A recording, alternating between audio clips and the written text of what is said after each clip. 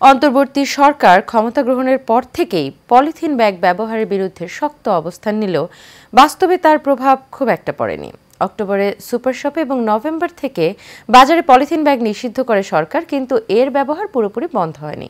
প্রতিদিনই শুধু ঢাকা শহরে 4.5 কোটি পলিথিন ব্যাগ বর্জ্য হিসেবে ফেলা হয়। প্রশাসনের দাবি, পলিথিনের উৎপাদন বন্ধে মোবাইল কোর্ট চলমান রয়েছে।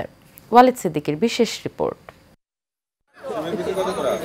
2002 সালে আইন করে পলিথিন শপিং ব্যাগের ওপর উৎপাদন, ব্যবহার, বিপণন ও বাজারজাতকরণের ওপর নিষেধাজ্ঞা জারি করে সরকার।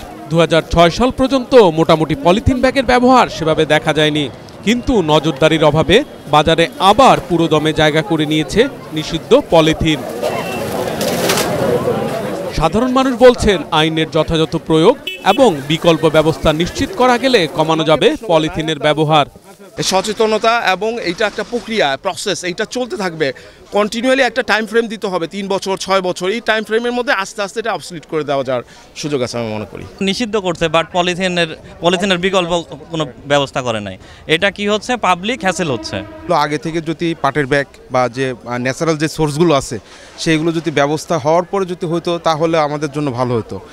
বিক্রেতারা বলছেন, কম দামে বিকল্প ব্যাগের ব্যবস্থা না করলে পলিথিনের ব্যবহার কমানো সম্ভব নয়।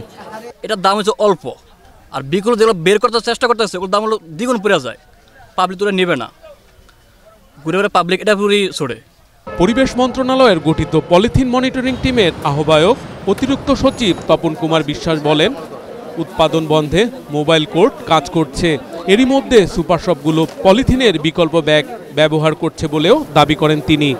হ্যাঁ, মোবাইল কোর্ট চলমান রয়েছে, মোবাইল কোর্টের ম্যাচের সংখ্যা বাড়ানো হয়েছে, তারা ড্রাইভ দিচ্ছে, আর মনিটরিং কাজও চলছে। বিভিন্ন সভা সেমিনার, অর্থাৎ একটা হলিস্টিক অ্যাপ্রোচ এখনো বহমান রয়েছে, অব্যাহত আছে। আমরা কাজ চালাচ্ছি, আমরা তো আশাবাদী যে এটা বন্ধ হবে।